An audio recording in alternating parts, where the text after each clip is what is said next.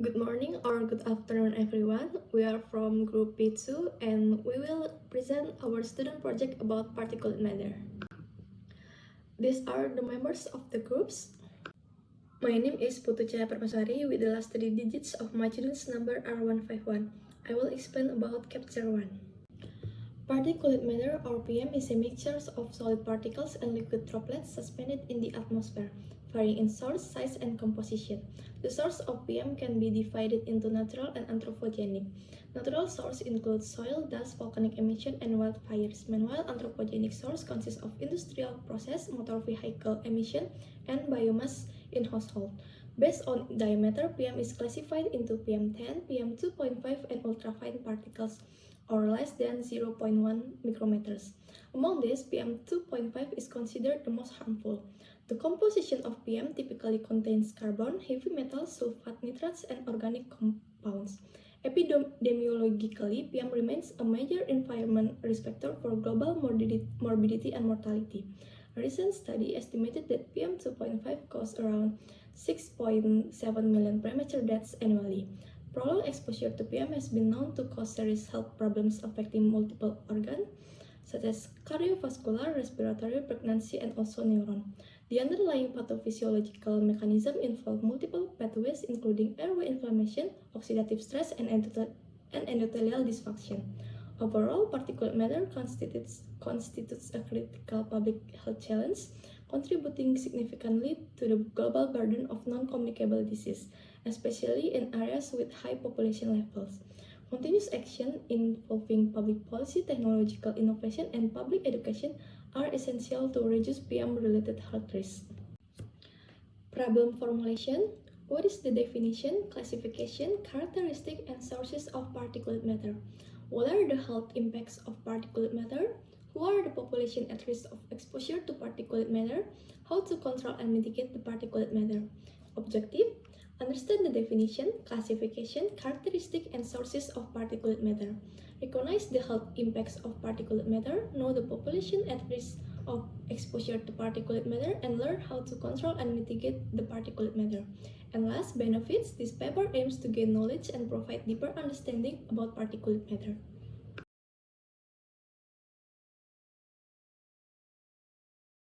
Hello everyone, my name is Putusan Gitani Rajanari and last 3 digits of my student number are 049. I'm here about to explain the definition of particulate matter.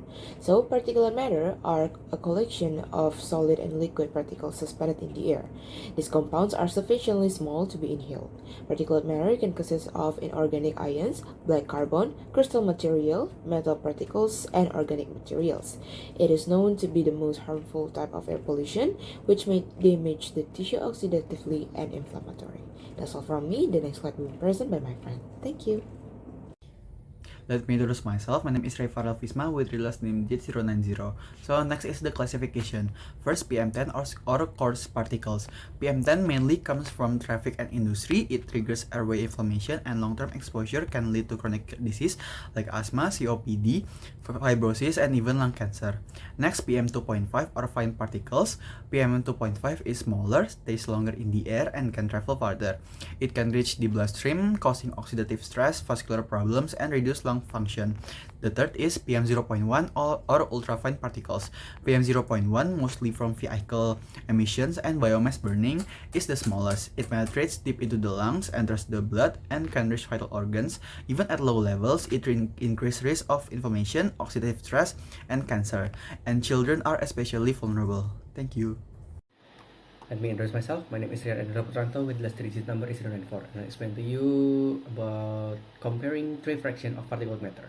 The first one is PM10, or refers to particle that less than or equal to 10 micrometers, typically from dust, construction, and soil. They deposit mainly in the upper airways, where they trigger inflammation through macrophage activity. The main health risks are respiratory conditions such as asthma and COPD. The second one is PM2.5, or fine particles that less than or equal to 2.5 micrometers, originate from combustion source like fossil fuel and biomass, as well as secondary atmospheric reaction. These penetrate deep into the alveoli, where they can enter the bloodstream. Their primary risk is cardiovascular disease, including heart attacks, strokes, and atherosclerosis. Finally, the PM0.1 or ultra-fine particles that less than or equal to 0.1 micrometer mainly come from vehicle and industrial emission. They reach their deepest alveolar regions, cross into the bloodstream, and even the brain. Their health effects include oxidative stress, neurotoxicity, cancer risk, and particular harm to children's development. Let me introduce myself. My name is Shenik Zwarti and the last three digits of my student number is 004. I'm going to talk about the sources of particulate matter. Particulate matter originates from diverse natural and anthropogenic sources, each contributing differently to atmospheric particulate pollution.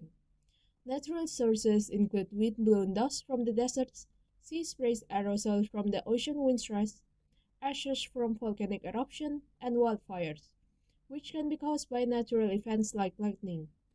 Meanwhile, anthropogenic sources consisted of various human activities, such as motor vehicle emissions, industrial processes, construction activities, agricultural practices, and residential heating and cooking. That's all from me. Thank you. Thank you for the time. My name is Haraputri Bungaran with 078 as the last three digits of my student number. And this time I'm going to explain about the health impact, especially in respiratory system. The severity of PM's effect is influenced by a combination of local variables, and the crucial factors is particle size, which dictates the depth of penetration into the respiratory tract. While the body's natural filtering mechanism, like nose, cilia, mucus, can trap particles larger than 10 micrometer, which typically settle in the trachea and bronchi and elicit coughing or sneezing, smaller particles can bypass these events. Particles measuring less than 10 micrometer in diameter are considered the most harmful to human health. Their dimensions enable them to infiltrate deeply into the lungs, assessing the alveolar sacs. For individuals with COPD, exposure to PM is directly correlated with higher rates of hospitalization and increased mortality.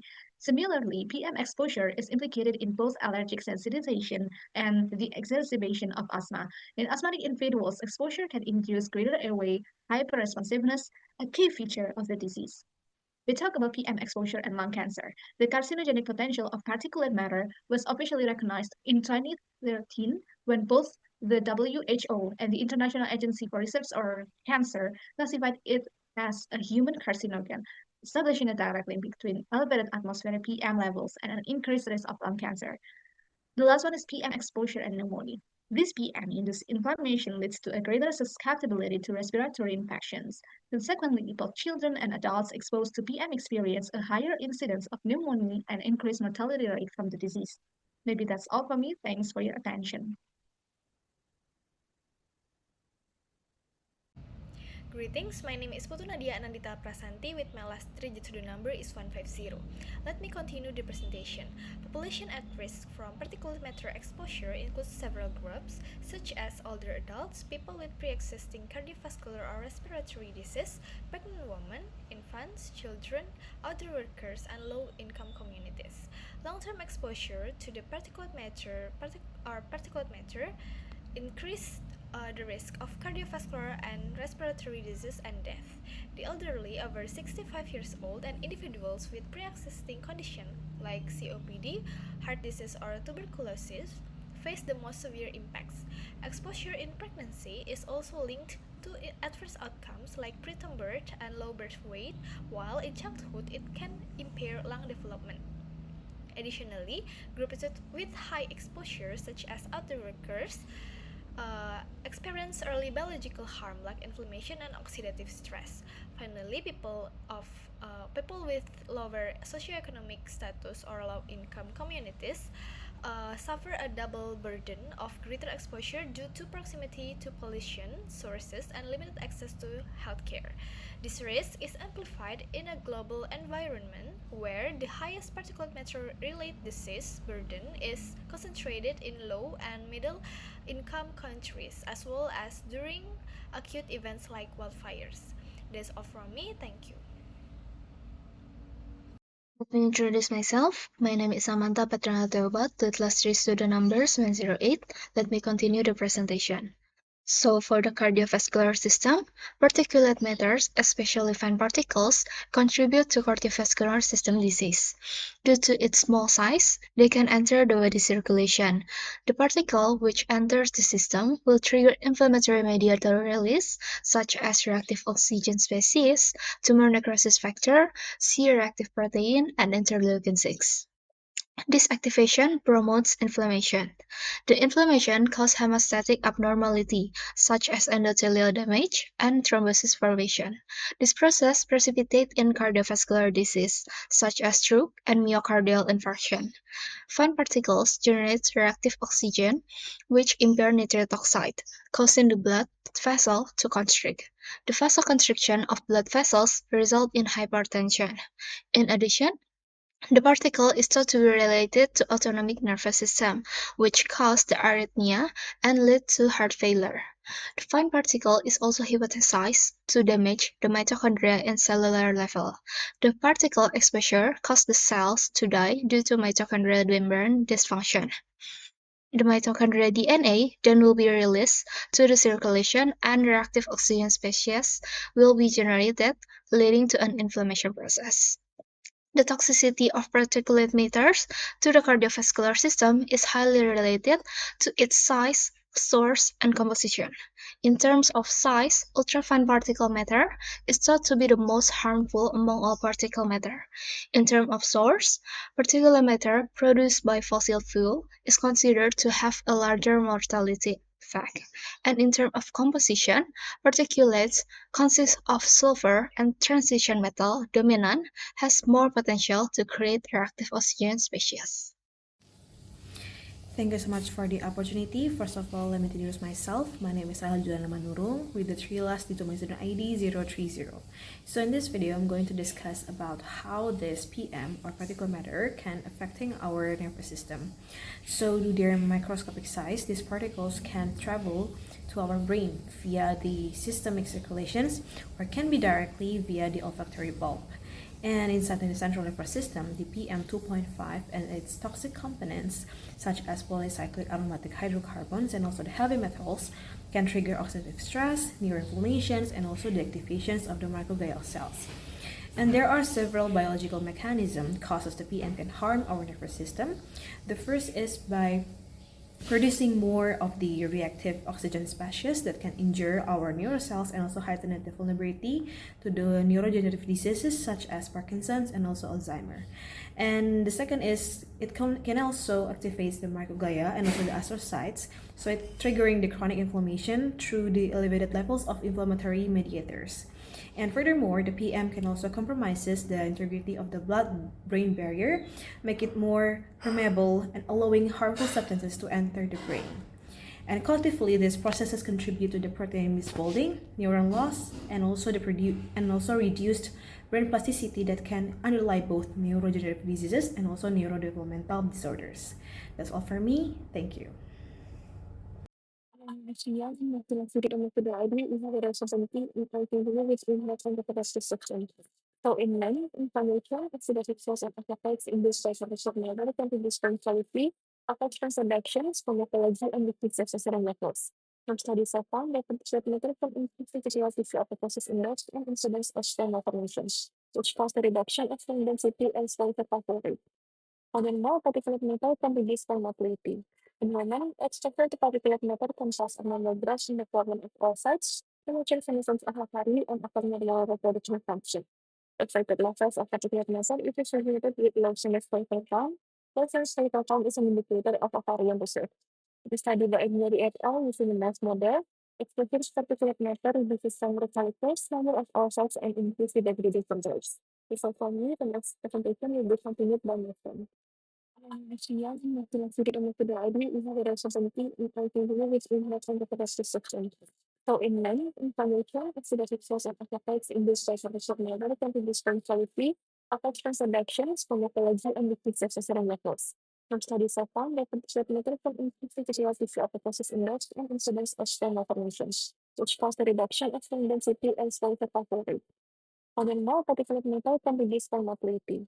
In women, extrovert particulate matter can cause a mammographs in the problem of oocytes, temperature senescence of a body and abnormal reproduction function. Excited levels of particulate matter is associated with low sinus-fatal count. Low sinus-fatal count is an indicator of ovarian reserve. The study by Edmure et al. Using a mass model exposures particulate matter reduces some recalculus, number of oocytes, and increases degradation controls. So for me, the next presentation will be continued by my friend. Hello everyone, my name is Rafaria Rafati with my last digit of my serial number is 244. Okay, so 2.5 control and mitigation strategies. Control and mitigation of particulate matter involve both technology and behavior. Indoors filtration system, ventilation, and proper cooking practices can significantly reduce exposure, though their effectiveness depend on design, operation, and user compliance. In schools near traffic, strategies such as optimized ventilation, high-efficiency filters, and activity scheduling can lower exposures by over 80%. Cooking is another key source, with induction stoves producing fewer emission, and ducted range hoods providing essential, though variable, protection. At a broader scale, particulate matter emission management must consider the full pathway from source to receptor. While indoor air can be controlled through ventilation, outdoor emission are influenced by atmospheric transport and timing of activities, with dispersion condition affecting exposure levels. Established abatement technologies work well for point source but remain costly, whereas diffuse source are harder to control and require context-specific strategies for effective implementation. That's all from me. Thank you.